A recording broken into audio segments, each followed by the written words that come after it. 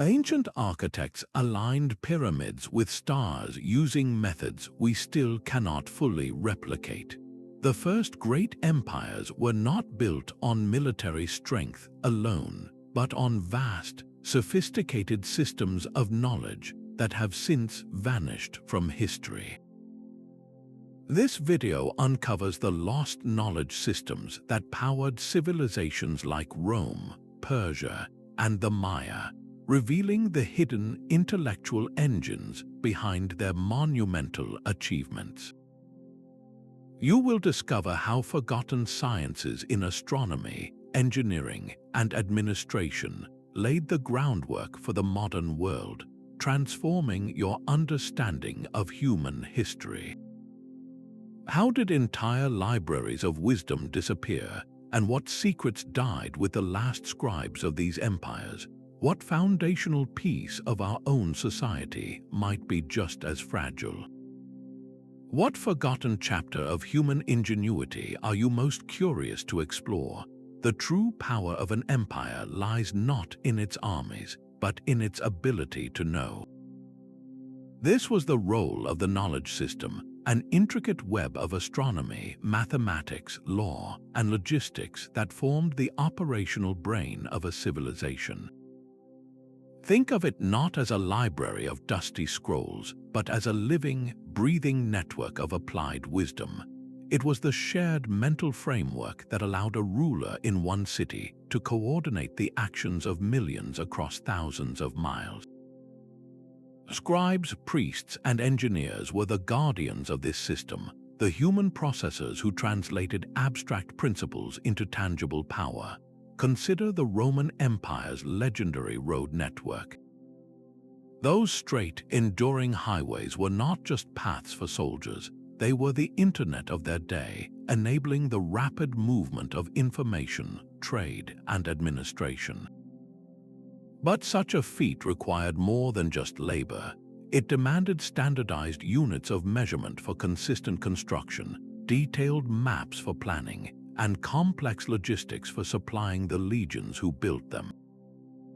This practical, systematized knowledge was meticulously cultivated, recorded, and deployed.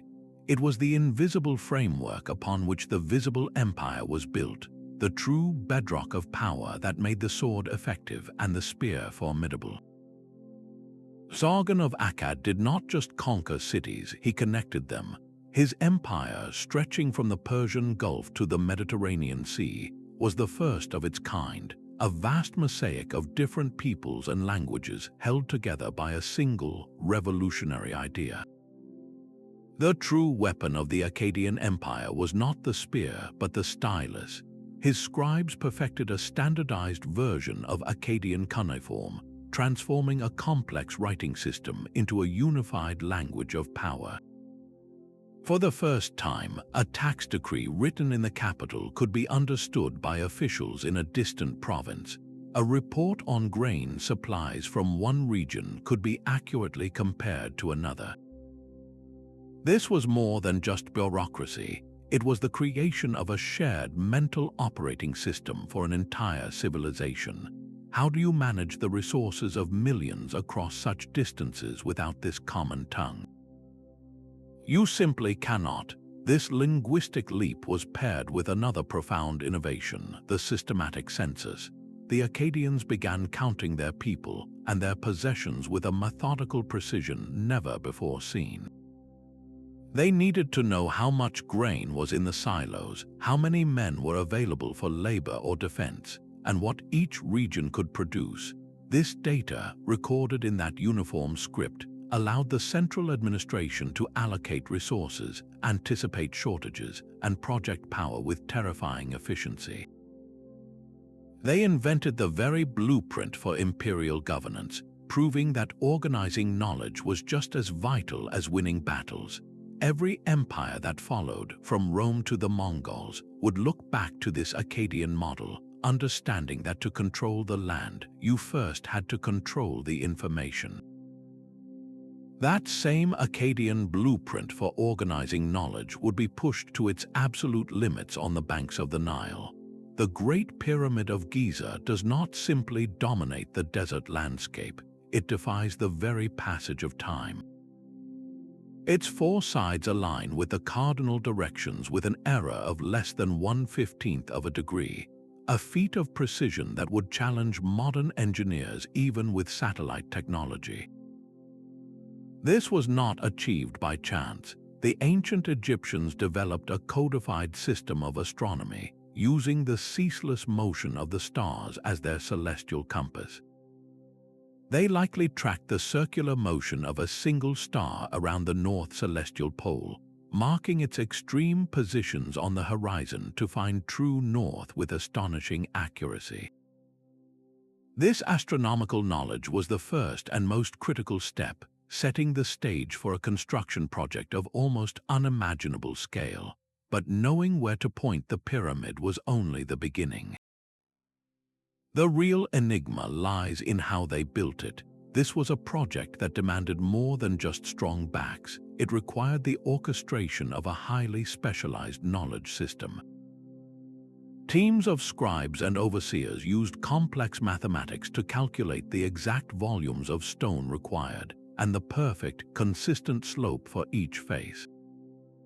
They developed ingenious leveling techniques, using water-filled trenches to create perfectly flat foundations across acres of bedrock. The logistics of quarrying, transporting, and placing millions of multi-ton limestone blocks was a puzzle solved through generations of accumulated, applied wisdom. This was a state-sponsored system that could mobilize tens of thousands of workers, house them, feed them, and direct their labor with breathtaking efficiency for decades. The pyramid, therefore, is far more than a tomb. It is the ultimate physical manifestation of a lost knowledge system in action, a system where abstract understanding of the cosmos and the earth was translated into a monument of enduring stone.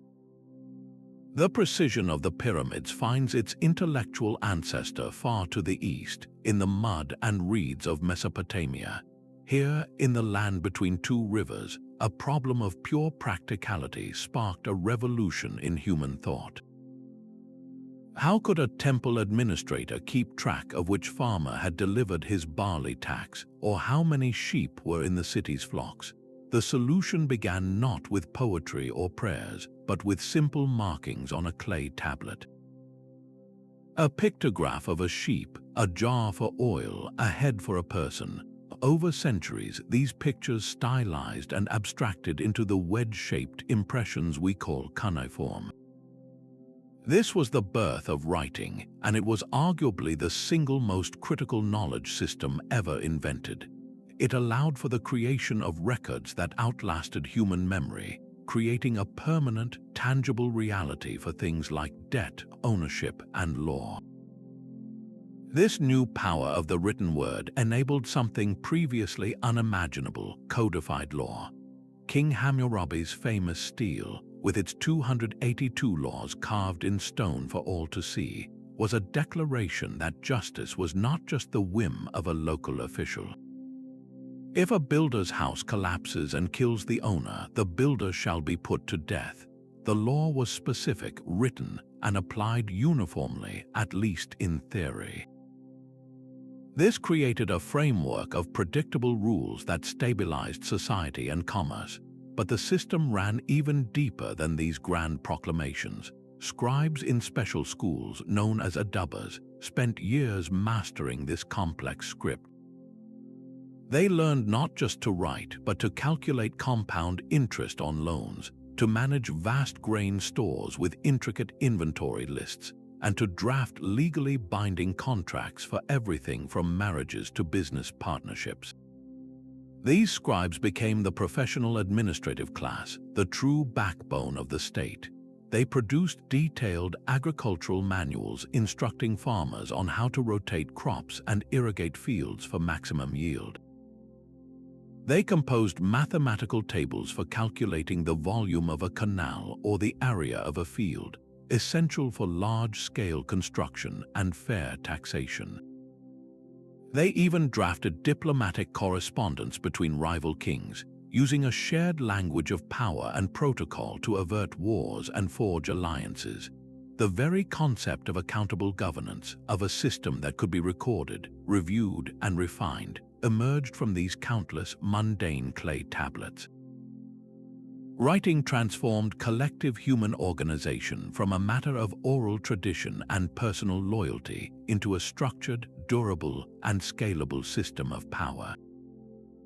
It was the operating system for civilization itself, and every empire that followed would boot up from this same source code. While Mesopotamia carved its laws in stone and Egypt its ambitions in pyramid blocks, a third great civilization was flourishing in the shadow of the Himalayas, one whose voice remains silent to this day. The Indus Valley civilization, sprawling across what is now Pakistan and northwest India, built cities of stunning sophistication, yet their knowledge system is locked behind an unreadable script. At its peak, this culture encompassed over 1 million square kilometers, with major cities like Mohenjo-Daro and Harappa displaying a level of urban planning that would not be seen again for thousands of years.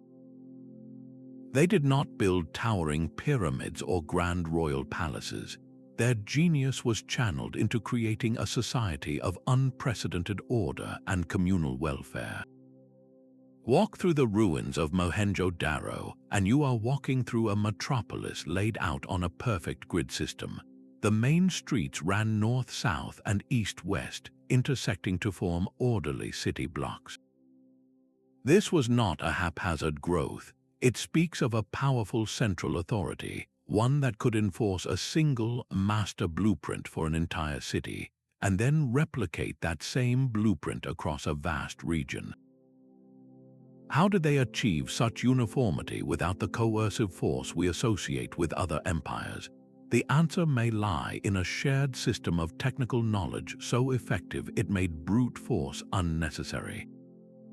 This obsession with order extended to the very bricks that built their world. The mud bricks used in construction were fired to a standardized ratio, where the length was exactly twice the width and twice the height. This simple, brilliant standardization meant that a brick made in Harappa would fit perfectly into a wall in a city hundreds of miles away. It allowed for efficient, mass-produced construction and easy repairs. Even their system of weights and measures was meticulously uniform. Cubical stone weights found in markets from one end of the civilization to the other follow a precise binary and decimal progression. A merchant in the coastal city of Lothal could trade with a merchant from the northern reaches using the same trusted weights, creating a seamless economic zone that fostered prosperity and stability. This was a knowledge system embedded in physical objects, a silent language of commerce and construction that everyone understood. Perhaps their most advanced knowledge, however, revolved not around trade but water. In a land of seasonal monsoons and a mighty river, they engineered the world's first sophisticated urban water management system. Almost every house in Mohenjo-Daro had its own bathing area and a dedicated well. Wastewater was channeled through covered, brick-lined drains that ran beneath the streets, emptying into larger sewers. They built the Great Bath, a massive, watertight public structure that may have served ritual purposes, showcasing an advanced understanding of hydraulics and waterproofing with layers of bitumen. This was a society that prioritized public health and civic cleanliness on a scale unimaginable elsewhere in the ancient world.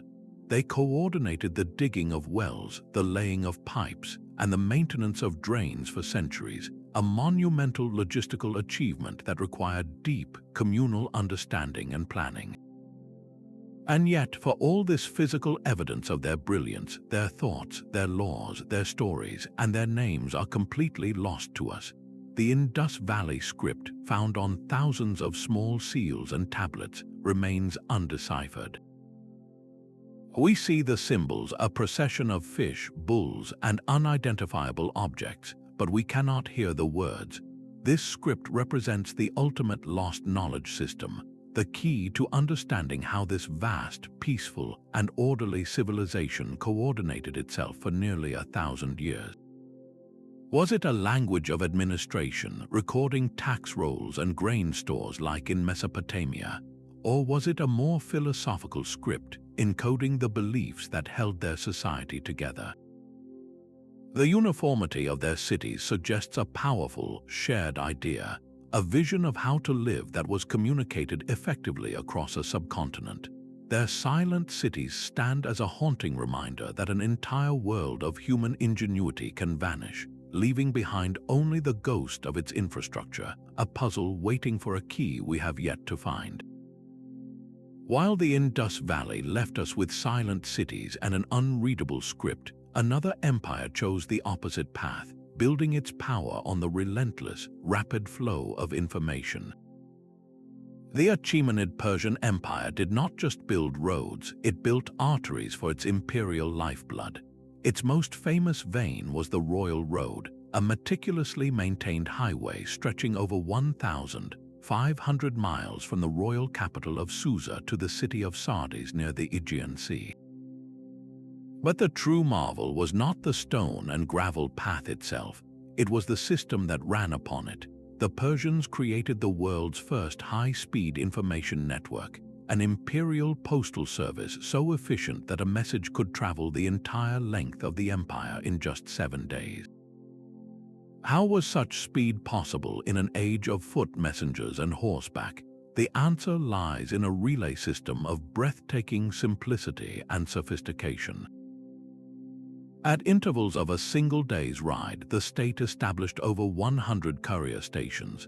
Each station was stocked with fresh horses and dedicated riders, waiting at the ready. A messenger would arrive at a station, his horse spent, and immediately transfer his dispatches to a fresh rider on a fresh horse. This relay meant the message never stopped moving, day or night. It was a human-powered internet where the data packets were clay tablets and parchment, and the bandwidth was the endurance of a horse and the skill of its rider. This system transformed the very nature of control. For the first time, a ruler in the heart of Persia could receive intelligence from the fringes of Egypt or Thrace, and issue a response before a local rebellion could fully ignite or a border dispute could spiral into war.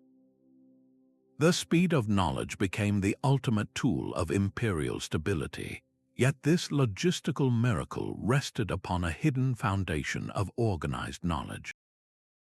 The empire's bureaucrats had to possess incredibly detailed geographical knowledge to plot the course of the road and the placement of the stations, ensuring they were spaced for maximum efficiency. They had to manage the vast resources required to feed and maintain hundreds of horses and riders permanently on standby, and crucially, they had to master language. The Persian Empire was a tapestry of countless cultures and tongues. A decree written in Imperial Aramaic in Susa had to be accurately translated and understood by a governor in Babylon or a garrison commander in Greece. This required a corps of multilingual scribes, another specialized branch of the imperial knowledge system, who ensured that the king's word retained its authority across 3 continents. The Royal Road was more than a feat of engineering. It was the physical manifestation of an idea, the principle that to govern a vast and diverse realm, you must first master the movement of information. This relentless drive for administrative control reached its most ruthless and effective form in ancient China. The Qin dynasty did not merely conquer its rival states, it systematically erased their cultural and logistical differences to forge a single, unified empire. The chaos of the Warring States period, with its 7 separate kingdoms each using their own script, currency, and measurements, was a problem the first emperor was determined to solve with absolute finality. His solution was a revolution in standardization, a top-down imposition of a single knowledge system designed to make the entire empire legible and controllable from the center. Imagine a merchant trying to do business across the old borders. His cart, built to the axle width standard of his home state, would get stuck in the deeper ruts of a neighboring state's road. The script he used for contracts was meaningless to officials just a few valleys away. The coins he carried were worthless outside his own region. The Qin's solution was radical and total. They decreed a single, uniform set of Chinese characters, forcing everyone to write the same way. They standardized the width of cart axles, so every vehicle could travel smoothly on the newly built imperial roads. They melted down all the old, varied coins and minted a single, universal currency. This was not just about convenience, it was about control. By creating a homogeneous administrative landscape, the Qin state could see everything, measure everything, and tax everything with terrifying efficiency. How do you collect taxes from millions of people across a continent? You first ensure that a bushel of grain in one province is the exact same volume as a bushel in another. You make sure that the word for tax and the laws governing it are written identically on every scroll in every government office. This entire system was powered by a school of thought known as legalism, a philosophy that dismissed morality and tradition in favor of strict, impersonal laws and harsh punishments. Legalist philosophers argued that the only way to maintain order was to create a system so clear and so severe that no one would dare to disobey. The knowledge system itself became a weapon of enforcement. This bureaucratic machine ran on meticulous record-keeping. A hierarchy of officials from the local county level up to the central ministers in the capital operated within a rigid chain of command. Every decision, every tax receipt, every roll of silk or measure of rice was recorded on bamboo slips and reported upwards. The state always knew exactly how much it had and where it was. This logistical genius is what made the Qin's monumental projects possible. The same system that tracked every peasant household could also draft them by the hundreds of thousands to build the first connected Great Wall, a project that demanded not just brute labor, but an unimaginable coordination of food, tools, and human management. The very same administrative machine that standardized axle widths also orchestrated the creation of the terracotta army, where thousands of unique statues were produced using an assembly line of standardized parts and molds. The Qin dynasty itself was short-lived, but its revolutionary knowledge system became the enduring blueprint for Chinese imperial governance. For the next 2,000 years, every subsequent dynasty would operate on this Qin foundation of standardized script, centralized bureaucracy, and meticulous records. It was a system built not on shared belief, but on shared information, a framework so powerful it could shape the destiny of millions for millennia. While the Qin standardized the earth, the Maya mastered the heavens. Deep in the rainforests of Mesoamerica, a civilization flourished with a knowledge system built not on royal roads, but on the silent, predictable movements of the stars. For the Maya, time itself was a sacred force, a complex cycle of interlocking calendars that governed everything from the planting of corn to the fate of kings. Their priest astronomers were not just stargazers, they were the programmers of their society's entire rhythm, using observatories with precise sight lines to track the planets with an accuracy that would not be matched in Europe for over 1,000 years. They watched Venus not as a distant point of light, but as a powerful deity whose appearances and disappearances could foretell war or the rise of a new ruler. These celestial observations were meticulously recorded in screenfold books made of beaten bark paper, known as codices. Within these painted pages lay the operational manuals of their world, filled with tables predicting eclipses, the cycles of Mars, and the sacred 20-year periods that shaped their long-count calendar. This was a knowledge system where the cosmos and the Earth were inextricably linked, A king's power depended on his ability to demonstrate a connection to the divine calendar. His coronation had to occur on an auspicious date. His wars launched when the stars were aligned for victory. The very layout of their cities was a physical echo of this cosmic order. Major structures at sites like Chichen Itza and Uxmal were deliberately aligned so that on the equinoxes, the sun would cast specific shadows, creating a play of light and shadow that symbolized the descent of a serpent god or the renewal of the agricultural cycle. This was not merely symbolic, it was profoundly practical. The precise calendar told farmers exactly when to burn their fields and when to plant their maize, a critical necessity in an environment where a mistimed rainy season could mean starvation. The Maya knowledge system was a complete fusion of science, religion, and politics, a way of seeing the world that allowed them to build towering pyramids and sustain vast populations in a challenging jungle landscape for centuries. Theirs was a civilization that truly lived by the clock of the universe until the day their codices were burned and that celestial connection was violently severed. The Roman Empire did not just conquer the world, it built a new one from the ground up. Its enduring power sprang not only from the legions, but from a profoundly practical knowledge system that transformed stone, water, and sand into the very skeleton of Western civilization. At the heart of this revolution was a seemingly magical material, Roman concrete. While we today use concrete that crumbles in decades, the Roman recipe, a mix of volcanic ash, lime, and seawater, actually grows stronger over centuries, chemically bonding with the minerals in the sea to become a rock-like mass. This was not a lucky accident. It was the result of meticulous observation and recorded experimentation, a formula so effective it allowed engineers to think on a previously impossible scale. This material knowledge was captured and systemized in texts like Vitruvius's De Architectura, a 10-volume encyclopedia that served as the empire's master blueprint.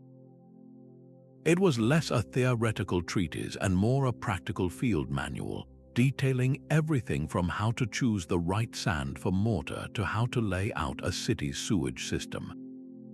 This book was a cornerstone of the Roman knowledge system, ensuring that a young engineer in Britain could build to the same exacting standards as a veteran in Syria. How do you supply a metropolis of over 1 million people with fresh water?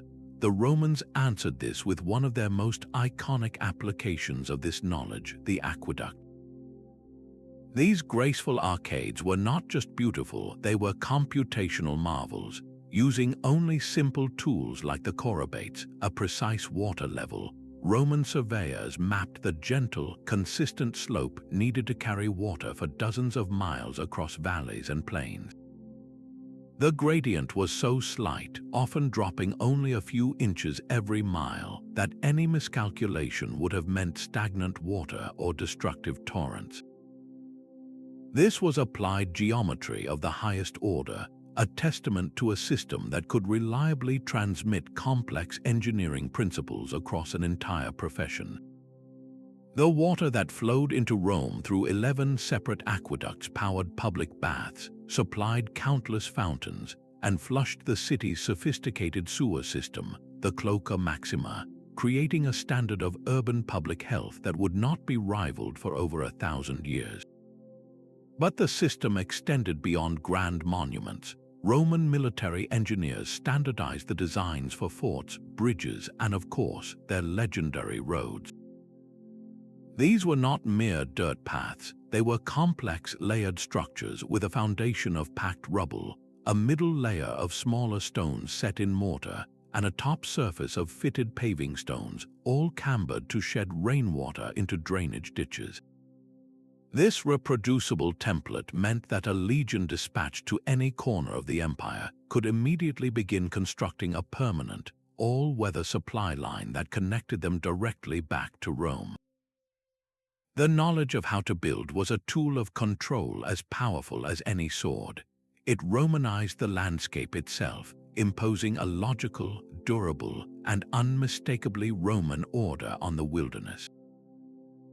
From the soaring, unsupported dome of the Pantheon to the complex hypocaust systems that heated their villas, every innovation was part of a single, integrated system. It was a system built on the principles of standardization, meticulous record-keeping, and the widespread training of skilled engineers who could turn abstract knowledge into tangible, enduring power. This reproducible framework of construction was the physical manifestation of the Roman mind, a mind that sought to shape not just people, but the very world they walked on.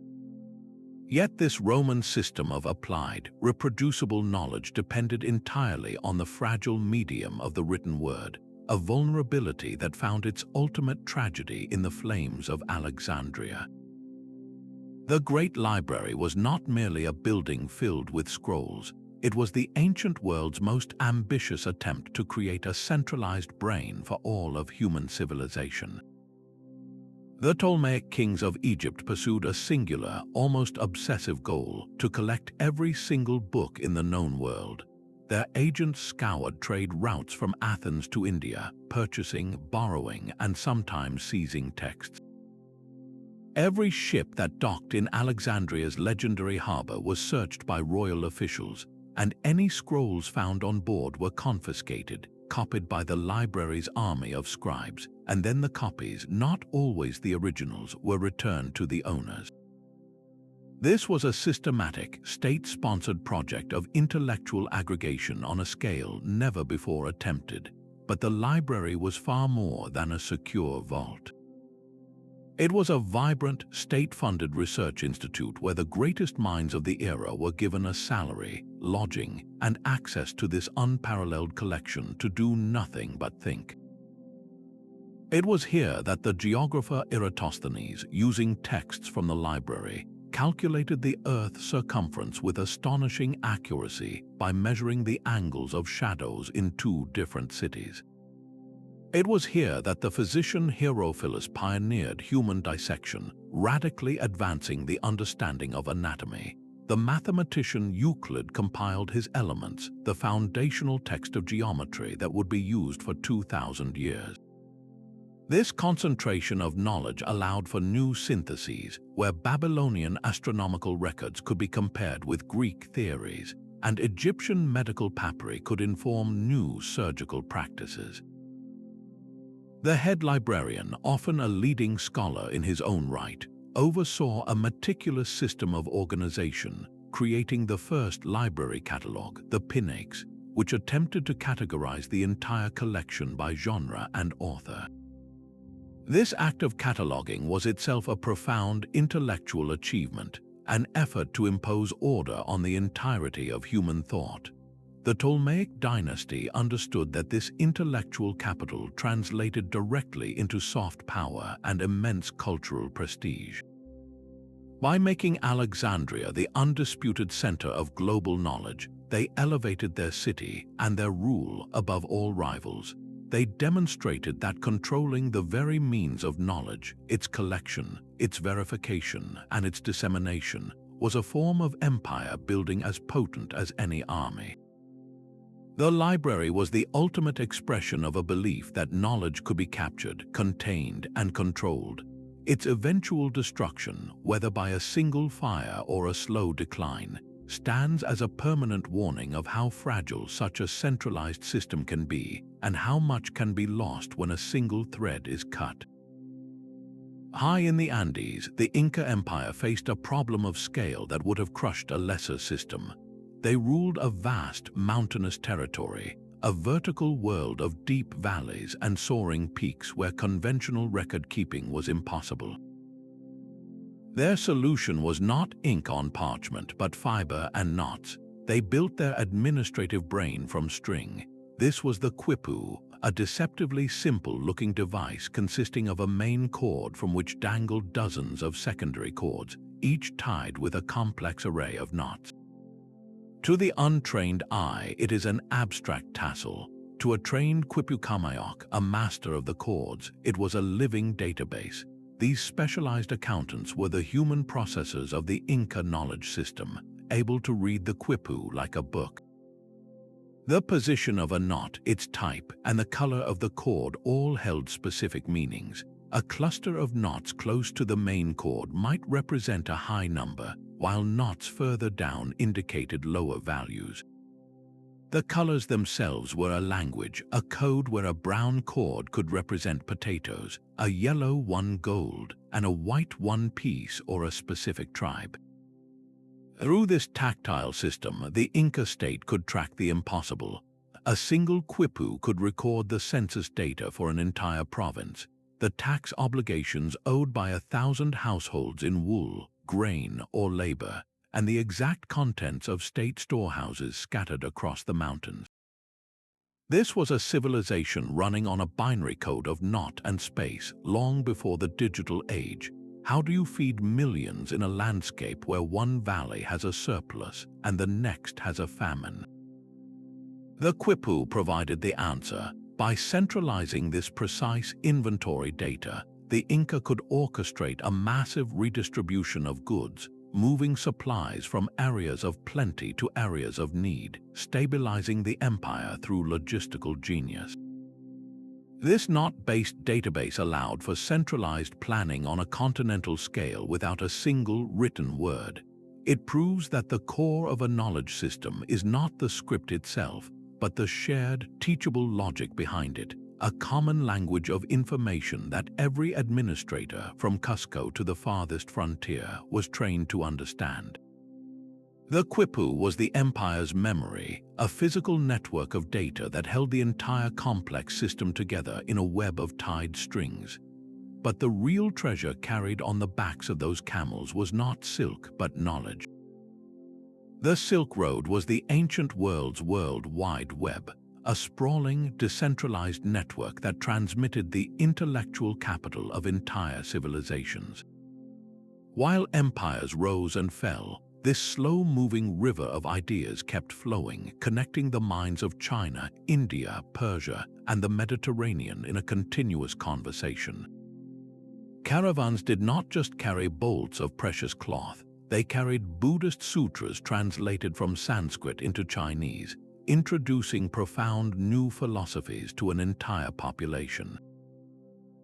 They carried detailed astronomical charts from Babylon that would later inform Greek science, and medical texts from India that described complex surgical procedures.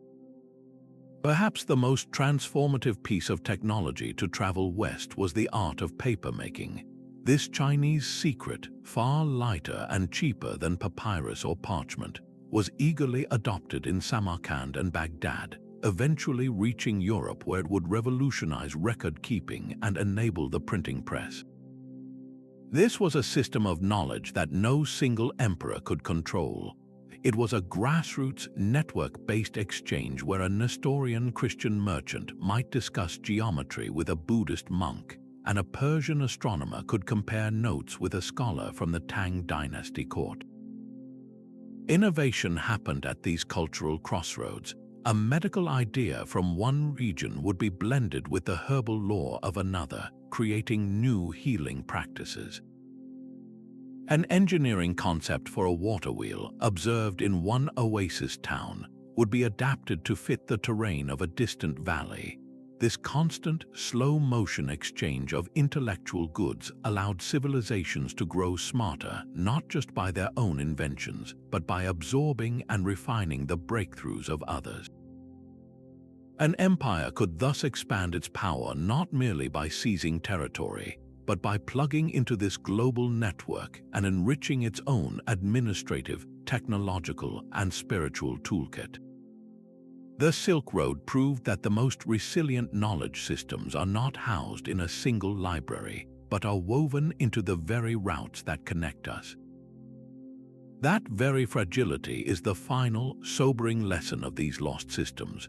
A knowledge empire can be brought to its knees not by a foreign army, but by the silencing of a single classroom. The collapse of a great civilization often triggers a cascade of forgetting, where the intricate web of understanding unravels strand by strand. The burning of the Library of Alexandria was a catastrophe, but the greater loss was the dispersal and eventual disappearance of the scholars who knew how to read its scrolls. When Rome's administrative machinery ground to a halt, the state-funded schools that trained its engineers and tax collectors vanished with it. The complex formulas for their legendary concrete were not just lost in a fire, they faded from memory because the institution that taught them and the societal peace that allowed for that teaching ceased to exist. This is the difference between misplacing a book and forgetting how to read. The Spanish conquest of the Americas offers one of history's most brutal examples. Catholic priests, seeing the Maya codices as works of the devil, systematically gathered and burned them in great public pyres. In a single, violent act, they destroyed the operational manuals for an entire civilization's cosmology. They erased millennia of accumulated astronomical observations, medical knowledge, and historical records. But the deeper tragedy was the targeted destruction of the knowledge keepers themselves. The priest astronomers, the Quipu of the Andes, the scribes and engineers, they were killed, subjugated, or saw their roles rendered obsolete.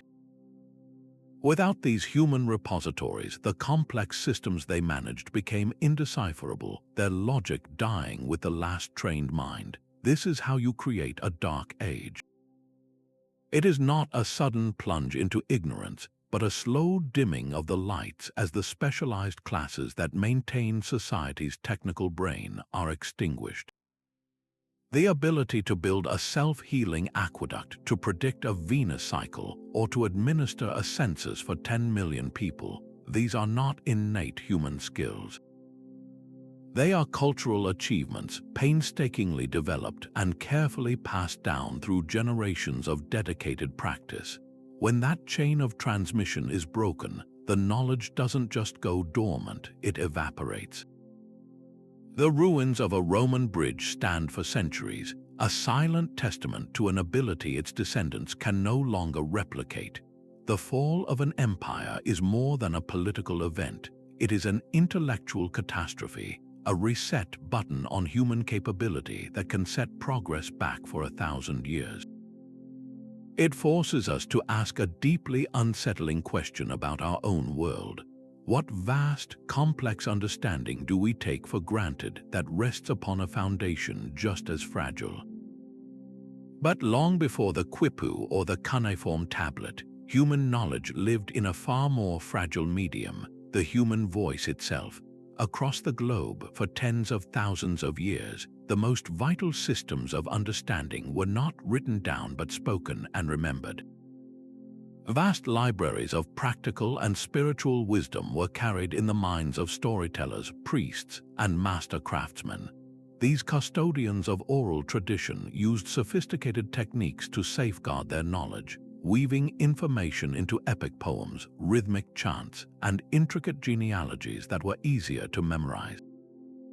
In a stable society, this system was remarkably resilient, tested and refined with each new generation that learned the stories by heart. A boat builder on the islands of the Pacific did not need a blueprint. He possessed the precise sequence of chants that guided the selection of the right tree, the carving of the hull, and the precise moment to launch, a complete manual for shipbuilding held entirely in memory. A healer in a North American forest knew 1,000 lines of verse that catalogued the properties of local plants, their seasons for harvesting, and their methods of preparation for different ailments. This was knowledge deeply embedded in the rhythm of daily life and the fabric of belief, yet this profound strength was also its catastrophic weakness. An oral knowledge system is a chain of living memory, and it only takes one broken link for everything to be lost forever. A single epidemic, a brutal war that targets the elders, or a period of forced cultural assimilation can sever that chain in a single generation. The death of a final, respected storyteller is the equivalent of burning a library where they are the only copy of every book. We see the ghostly outlines of these losses in the frustrating gaps of our history. How did the ancient Britons work their peculiar blue-tinged gold, a secret that died with the last smith after the Roman conquest? What was the full recipe for Greek fire, a terrifying naval weapon that could burn on water, whose formula was so closely guarded it was never written down and ultimately lost? Entire schools of philosophy, complex legal codes for tribal governance, and navigational secrets for crossing entire oceans have evaporated this way, leaving behind only silence and speculation. The knowledge did not fade because it was unimportant. It vanished because it was unwritten, a whisper on the wind that was silenced before it could be caught and preserved. As Rome's grand administrative machine fell silent, a new and quieter system of preservation began its work in remote, candle-lit rooms. The monastic scriptorium became the ark that carried classical knowledge through the storm of the Dark Ages. In these dedicated writing rooms, Benedictine monks followed a strict rule of ora et labora, prayer and work, with their labor being the meticulous manual copying of texts. This was not a fast process. A single Bible could take one scribe an entire year to complete. Every step was deliberate, from preparing the parchment from animal skins to mixing inks from oak galls and iron salts. The goal was not innovation but perfect fidelity, creating a faithful copy that would outlast the crumbling papyrus scrolls of the classical world. While their primary mission was the propagation of scripture and the writings of the Church Fathers, this system had an unintended but monumental consequence. Bound within the same volumes, often in the same precise handwriting, were the surviving works of Aristotle and Plato, the geometry of Euclid, the medical texts of Galen, and the poetry of Virgil. A monk carefully tracing the letters of a pagan philosophical treatise might not have fully agreed with its content, but his duty was to preserve it. This was a knowledge system built on discipline and devotion, where the act of copying itself was a form of prayer. The scriptorium was a kind of intellectual lifeboat, its cargo carefully curated and inherently selective. What was saved was what the monastic network deemed valuable or what was simply available to copy. Countless other works deemed irrelevant or heretical were lost forever. Yet this slow, patient work of countless anonymous hands created a distributed library across Europe, from Ireland to Italy. These manuscripts, stored safely in monastery libraries, became the precious seeds from which the Renaissance would later bloom. When scholars like Petrarch began searching for the wisdom of the ancients, they found it preserved not in the ruins of imperial cities, but in the silent, orderly script of monks who had kept the flame of knowledge burning through centuries of chaos. While monks in Europe preserved knowledge through quiet copying, a brilliant and bustling intellectual revolution was unfolding under the caliphs of Baghdad. In the 9th century, the Abbasid caliphs founded the Beit al-Hikmah, or the House of Wisdom, an institution that would become the global center for learning. Its mission was breathtakingly ambitious: to seek out and translate the entire known world's knowledge into Arabic. State-sponsored expeditions were sent to Byzantium and beyond, purchasing or copying ancient Greek, Persian, and Indian manuscripts. Caravans arrived in Baghdad laden not with silk, but with crumbling texts by Aristotle, Plato, and Galen, along with astronomical tables from India and engineering secrets from Persia. This was not a passive act of collection. It was a systematic, state-funded project to build a new, universal library for humanity. But the real magic happened in the translation rooms, where a diverse team of Muslim, Christian, and Jewish scholars worked side by side. They did not merely translate word for word, they debated, corrected, and synthesized. A Greek medical text would be compared with a Persian one, its ideas tested and expanded with new observations. This collaborative, cross-cultural environment was the engine of the Golden Age. The scholar Al-Khwarizmi, for instance, did not just translate Indian mathematical texts, he built upon them, systematizing the revolutionary concept of zero and giving the world algebra, a word derived from the title of his own book, Hisab al-Jabr. In optics, Ibn al-Haytham conducted rigorous experiments with light and vision, overturning ancient Greek misconceptions and establishing the principles of the scientific method centuries before the European Renaissance. The medical encyclopedia of al-Razi, which synthesized Greek, Syrian, and Arabic knowledge, became a standard text in European universities for centuries. This knowledge system thrived on a powerful blend of state sponsorship, a culture of critical inquiry, and a deep respect for empirical evidence. It was a system that understood that progress comes not from guarding old truths, but from constantly testing and integrating them with new discoveries from every corner of the world. The House of Wisdom created a single, enriched river of knowledge from these many tributaries, a river that would eventually flow back into a Europe just beginning to stir from its long intellectual sleep, carrying with it the very ideas that would ignite the Renaissance. That quiet, patient work of the monks and the brilliant synthesis of Baghdad were both systems that, for all their power, still relied on a slow and costly trickle of information.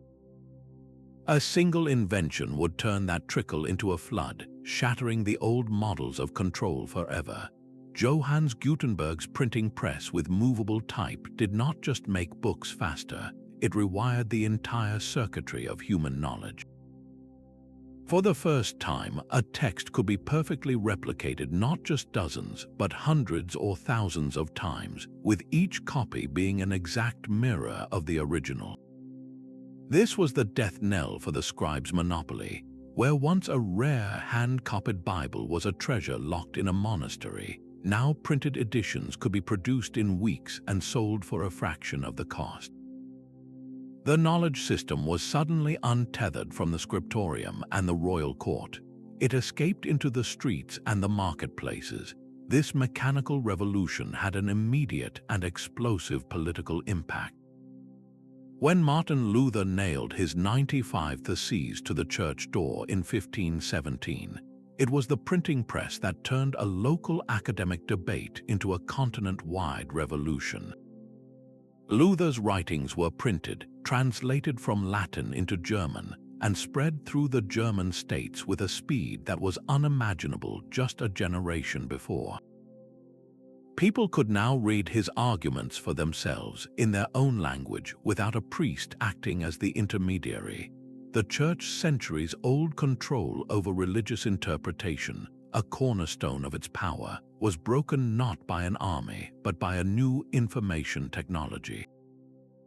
The very foundation of the Holy Roman Empire, intertwined with the Church, began to crack under the weight of this newly democratized knowledge. The same process unfolded in science. A researcher in Poland could now read a precise, standardized copy of an astronomical treatise published in Italy, complete with identical, reproducible diagrams of the planets. Errors no longer crept in with every new handwritten copy. Knowledge became stable, cumulative, and verifiable. This allowed figures like Copernicus and Galileo to build upon each other's work with a new level of confidence, creating a snowball effect of discovery that we now call the scientific revolution. The printing press gave a voice to the individual thinker and a platform for dangerous new ideas. It empowered merchants with accurate maps and navigational tables, lawyers with printed law codes, and ordinary citizens with political pamphlets. It dismantled the idea that truth was the exclusive property of a privileged few, whether they were emperors, popes, or scholarly elites. By redistributing information, the press redistributed power itself, proving that the greatest threat to any empire built on secrecy is a technology that makes knowledge cheap, abundant, and available to all. Those same principles of standardization and roads that held land empires together were utterly useless on the open ocean. For maritime empires, power depended on a completely different kind of knowledge, one written not on clay or parchment, but in the stars, the waves, and the wind. To sail into the trackless blue was to enter a world with no landmarks, where a single error in judgment meant vanishing forever. Yet civilizations like the Phoenicians and the Polynesians did not just hug the coastlines, they mastered the deep, developing a form of environmental literacy so profound it allowed them to treat the Pacific Ocean not as a barrier but as a highway. The Polynesian navigators were the ultimate human supercomputers of their age.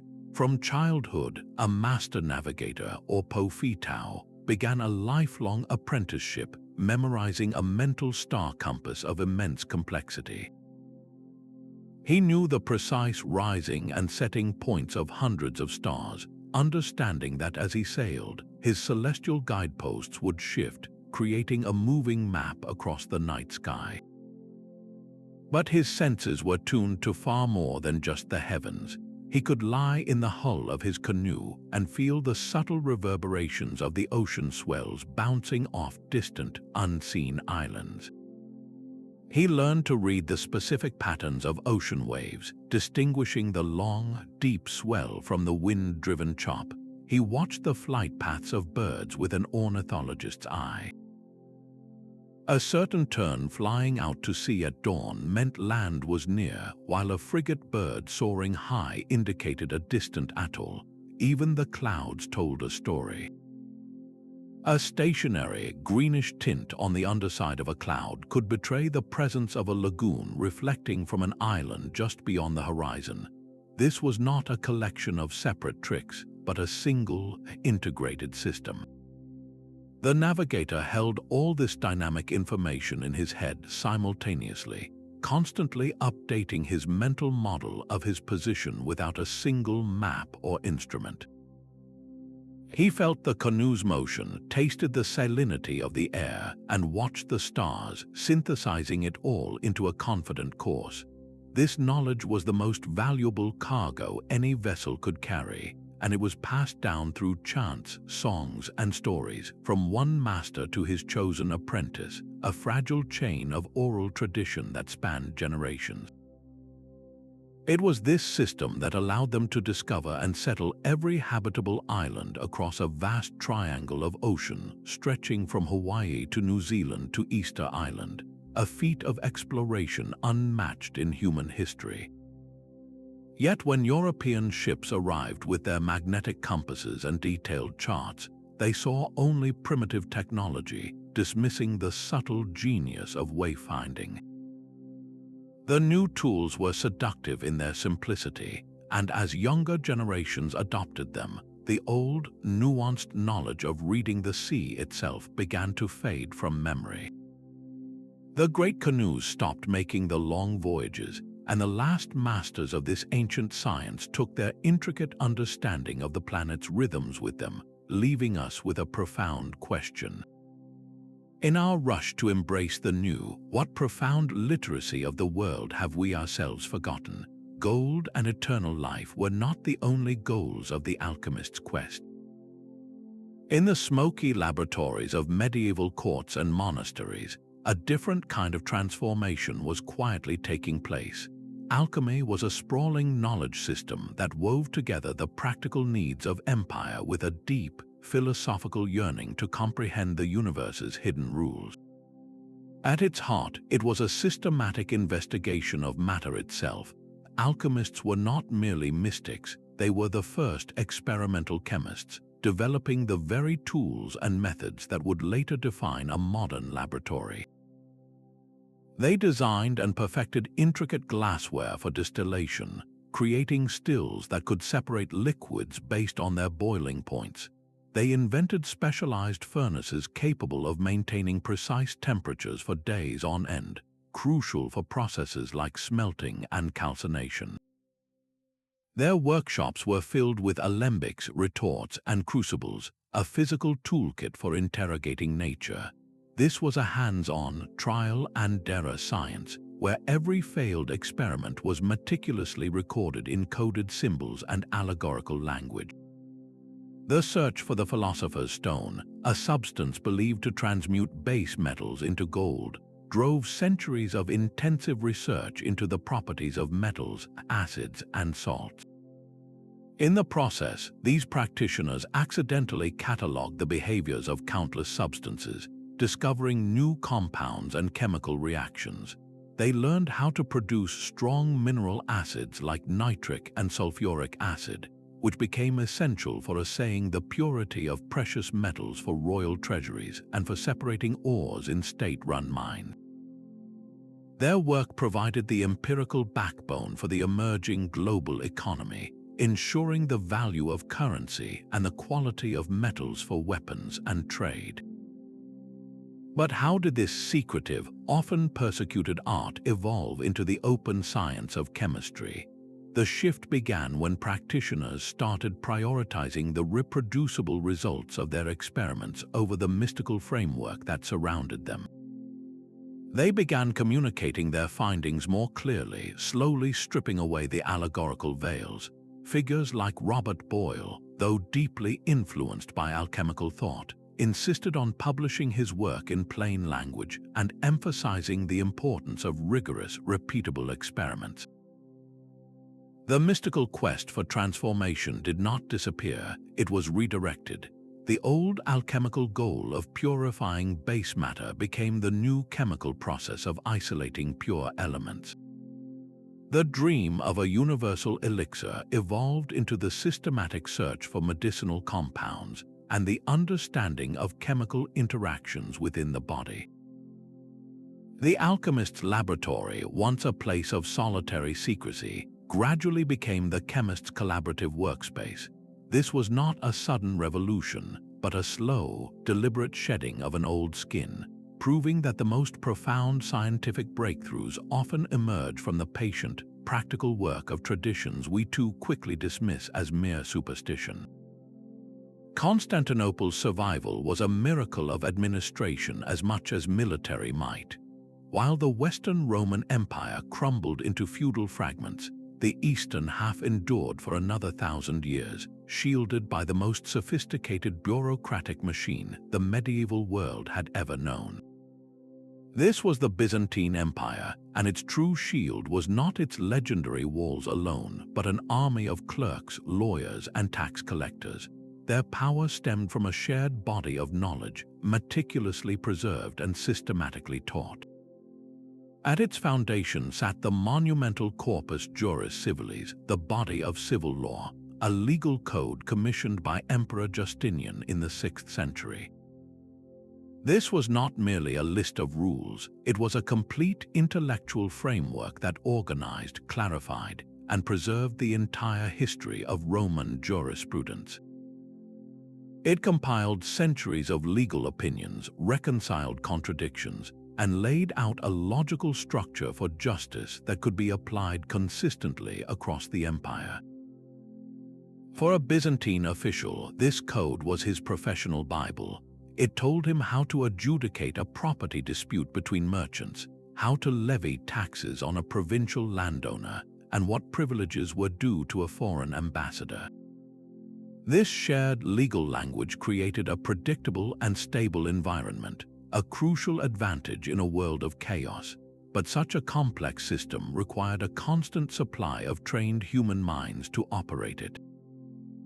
To meet this need, the state established the University of Constantinople, a state-sponsored academy dedicated to producing the empire's administrative elite.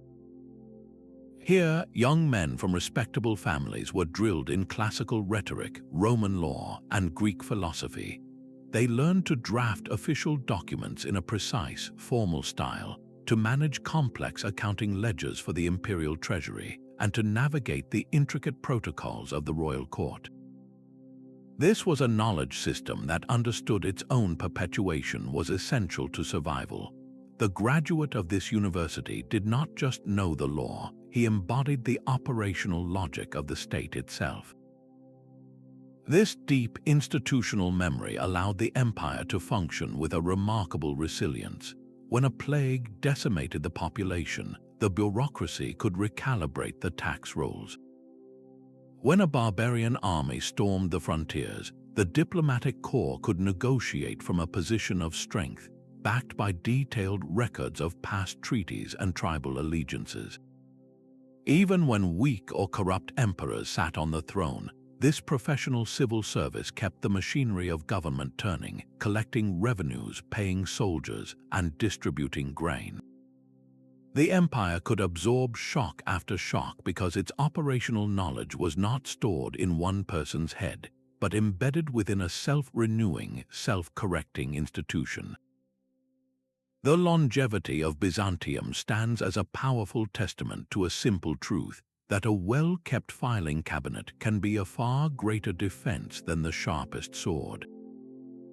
The Mongols did not just conquer the world, they connected it. Behind the thunder of their cavalry lay a deliberate and pragmatic strategy of knowledge integration. Kublai Khan and his predecessors understood that true power came not from smashing civilizations, but from harnessing their collective intelligence. To administer their sprawling empire, they bypassed tradition and appointed the most talented administrators they could find, regardless of origin. Persian financiers managed the treasury, Chinese engineers designed siege weapons, and Uyghur scribes kept the records.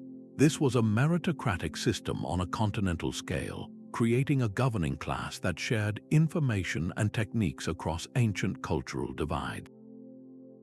The famed Pax Mongolica, the Mongol peace, was not an era of utopia, but a calculated enforcement of secure trade routes. For the first time in centuries, a merchant could travel the 6,000 miles from the Black Sea to Beijing under the protection of a single, powerful authority. These routes became the arteries of a new global mind, carrying more than just silk and spices. Chinese innovations like gunpowder, the compass, and advanced printing techniques traveled west, while Persian astronomical charts and mathematical texts flowed east. The Mongols themselves were voraciously curious, adopting and adapting the best ideas from every culture they encountered. They were notably tolerant of different religions and sciences, not out of philosophical conviction, but because they saw the practical value in every form of knowledge. A Nestorian Christian doctor could be as useful as a Muslim astronomer or a Buddhist philosopher. This created an unprecedented environment of free intellectual exchange across Eurasia, where a single invention in one corner of the world could spark a revolution in another. The Mongol Empire, often remembered for its brutality, thus became the unexpected midwife of the modern world, proving that the bridges built by knowledge can prove far more enduring than the walls built by conquest. That same ingenuity that built pyramids and roads was also channeled into the very soil that fed the empires.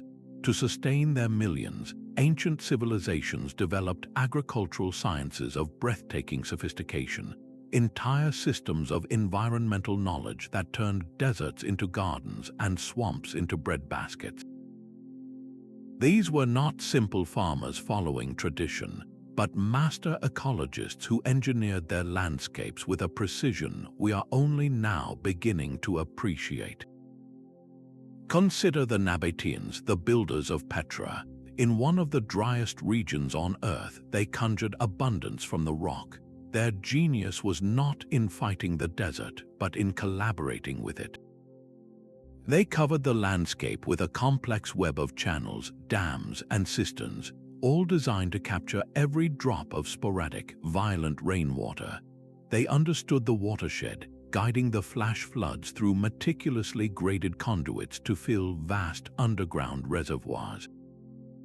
Their fields were not just plots of land, they were intricate systems of soil and water conservation, allowing them to grow grapes, olives, and wheat in the heart of a barren wilderness. This was a localized knowledge system perfectly attuned to a specific, fragile environment. Far across the world, the Maya faced the opposite problem, not a lack of water, but a dangerous abundance of it. In the swampy lowlands, they did not drain the land, they built up from it. they constructed vast networks of raised fields, artificial islands of fertile soil crisscrossed by canals. The muck dredged from these canals served as rich, nutrient-dense soil for their crops, while the water itself teemed with fish and aquatic life that could be harvested, creating a symbiotic, self-fertilizing ecosystem. In the hills, they carved stunning terraces into the slopes, preventing erosion and creating microclimates for different crops. These were not random acts of labor, but the application of deep, generations-old understanding of hydrology, soil chemistry, and botany. The true tragedy is that these brilliant, sustainable systems were not overthrown by a better technology. They were simply forgotten. When political collapse, war, or disease caused populations to disperse, the specialized knowledge required to maintain these agricultural landscapes died with the communities that practiced it. The delicate balance was broken. The Nabatean channel silted up without the constant, knowledgeable maintenance. The Maya canal systems clogged, and the raised fields slowly sank back into the swamp. The land, once engineered for plenty, reverted to a state that could no longer support the great cities it had once fed. The ruins of these civilizations are often surrounded by degraded land, a silent testament to a lost contract between humanity and the earth. It forces us to wonder how many of our own modern agricultural practices, for all their industrial power, are built on a foundation just as fragile, reliant on a chain of knowledge we assume will never break. A master mason might spend his entire life perfecting the art of shaping stone, yet he would carry the deepest secrets of his craft to the grave. This was the deliberate design of the guilds and secret societies that acted as the fortified vaults of ancient knowledge. To join a medieval European glassmakers' guild was not simply to learn a trade. It was to enter a closed world of sworn oaths and closely guarded techniques. The recipe for a specific crimson-stained glass, the precise temperature for annealing a vast window, the method for creating glass that was both strong and brilliantly clear, these were not written in any manual. They were passed orally from master to apprentice in a carefully controlled initiation, a ritual of trust that ensured the guild's monopoly over a priceless skill. This system created islands of incredible expertise.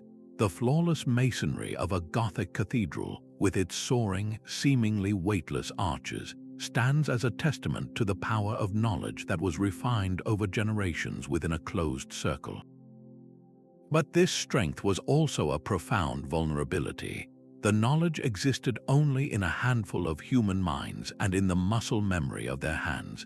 If a plague swept through a city, wiping out the local guild of master swordsmiths, the unique formula for forging a particular type of resilient steel could vanish overnight.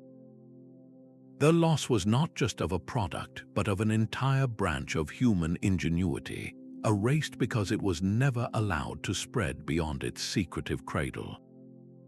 This pattern of hoarding to maintain power reaches back to the very dawn of civilization. The priesthoods of ancient Egypt likely operated as the ultimate mystery schools, holding exclusive understanding of astronomy, medicine, and the complex rituals needed to navigate the afterlife. Their power derived directly from this monopoly. If only the high priest could read the stars to predict the Nile's life-giving flood, then his authority was unquestionable. If only the temple physicians knew the precise prayers and herbal remedies to treat a pharaoh's illness, their status was secured. This created a powerful, self-perpetuating class, but it built the entire society's advanced knowledge on a dangerously narrow foundation. The system was a double-edged sword, preserving intricate wisdom through enforced secrecy, yet ensuring that its survival was as fragile as the last initiated member drawing breath. When such a guild was dissolved by a conquering army or a shifting political wind, the knowledge did not simply go into hiding, it often evaporated from human history forever, leaving us to wonder how many brilliant solutions to ancient problems were lost not to fire or flood, but to silence. A silent library waits not in stone or clay, but in the indecipherable script of a lost civilization. The modern quest to recover these ancient knowledge systems often begins with a single, monumental key, a linguistic Rosetta Stone that can crack the code of an entire worldview. When Napoleon's soldiers uncovered that dark slab of granite in 1799, they had no idea they were holding the cipher to 3,000 years of Egyptian history. The Rosetta Stone presented the same decree in 3 scripts: sacred hieroglyphs, Demotic Egyptian, and, crucially, ancient Greek. Scholars could read the Greek, and so they had a known reference point to begin the painstaking work of matching sounds and meanings to the mysterious pictorial symbols. This was not a swift victory. It took decades of brilliant, obsessive work by linguists like Jean-François Champollion to finally hear the voices of the pharaohs emerge from the stone. The moment of decipherment was like throwing open the doors to a vast, forgotten library. Suddenly, the hieroglyphs covering temple walls and papyrus scrolls were not just art, they were a functioning language revealing tax records, medical texts, epic poetry, and the complex religious beliefs that powered the state. This breakthrough proved that a lost script is more than a curiosity. It is the locked door to an entire knowledge system. The same pattern repeated with Linear B, the strange script found on clay tablets in the ruins of the Minoan Palace of Knossos. For years, it was a complete mystery, a ghost language from a legendary civilization. The decipherment came through a combination of statistical analysis and a brilliant logical leap.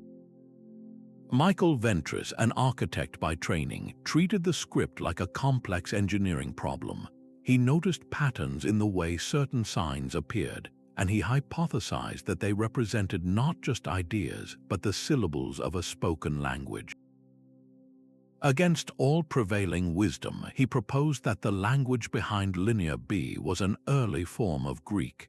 The moment he tested this theory, the tablets began to speak.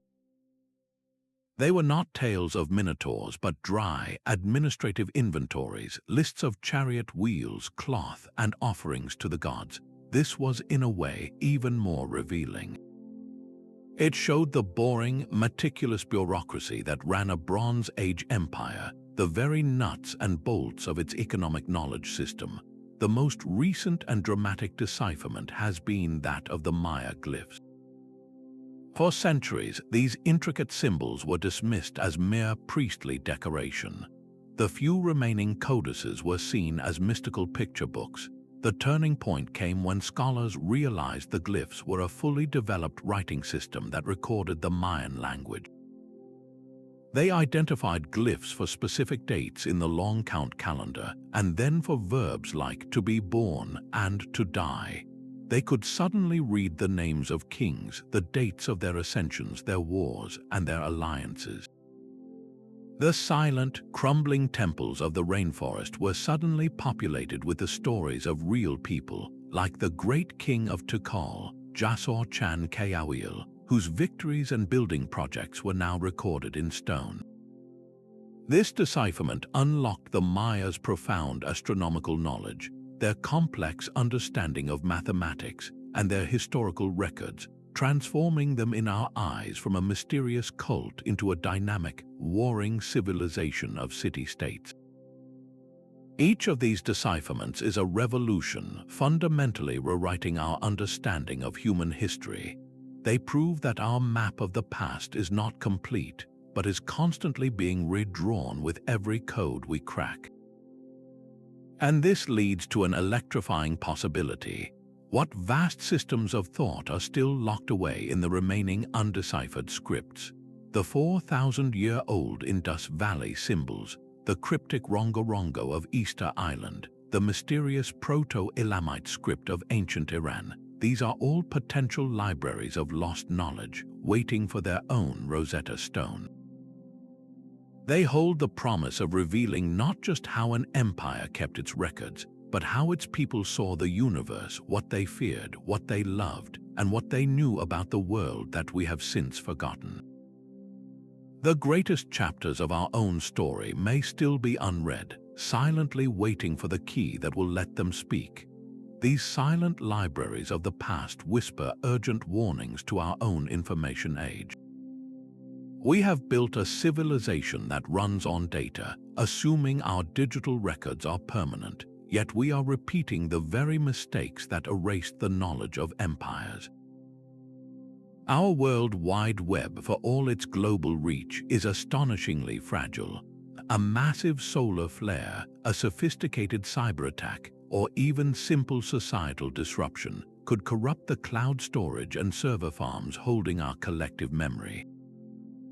We are creating a digital dark age where future generations might stare at our hard drives as we stare at the undeciphered Indus Valley script, unable to access the operating system of our own society. The lesson from history is clear. Preservation requires more than storage. It demands redundancy. Just as medieval monks copied manuscripts across a distributed network of monasteries, we must create multiple, decentralized, and physically separate archives for our most vital knowledge, from engineering schematics to medical research, ensuring that no single point of failure can trigger a cascade of forgetting. But the true legacy of these lost systems reminds us that knowledge is not merely data on a page or a server. It is a living, breathing ecosystem of people, practices, and institutions. A hard drive cannot teach you how to mix Roman concrete, just as a burned library could not teach a scholar how to read its scrolls. The knowledge died with the guilds, the scribes, and the master masons. Our modern equivalent is the loss of practical skills, the quiet retirement of experts who hold irreplaceable hands on wisdom in their minds. We must actively nurture the human chains of transmission, the apprenticeships and mentorships that turn raw information into applicable, living understanding. Perhaps the most profound insight from antiquity is that our ancestors often possessed a deep, sustainable literacy of their environment that we have traded for short-term efficiency. The Nabatean water capture systems and the Maya raised fields were elegant solutions born from centuries of observation and adaptation to local conditions. They worked with their ecosystems, not against them. In an era of climate change and resource scarcity, these ancient models of sustainable urban planning, water management, and agriculture are not relics. They are untapped reservoirs of brilliance. The past is not a dead country, but a vast, unexcavated archive of human ingenuity, waiting to offer its secrets for building a more resilient future. Our journey ends not with a single fallen empire, but with a profound realization about the nature of civilization itself. The true pillars were never just the armies we remember or the monuments we admire, but the invisible intellectual frameworks that made them possible. From the bureaucratic scripts of Mesopotamia that first recorded a debt, to the celestial calendars of the Maya that dictated the planting of corn, these systems were the operational minds of their worlds. They empowered humanity to coordinate on a colossal scale, to build aqueducts that defied gravity, and to navigate trackless oceans using only the stars. They were the shared software that allowed societies to innovate, to remember, and to endure. Yet their stories are unified by a haunting fragility. The burning of a single library, the death of a final master navigator, the collapse of a guild, each was a catastrophe that erased entire libraries of applied wisdom, resetting the clock on human progress for centuries. This exploration is more than a look into the past, it is a mirror for our present. It forces us to ask what sophisticated systems we rely on today, and which of them are just as vulnerable to being forgotten. What knowledge are we building that will empower future generations, and what are we risking through our own forms of neglect? the conversation does not end here. We would love to hear which of these lost systems fascinates you the most. Was it the Incas' knotted string databases, the Roman blueprints for eternal concrete, or the silent, orderly cities of the Indus Valley? Share your thoughts in the comments below, and if you are curious to continue unraveling history's greatest mysteries with us, please subscribe.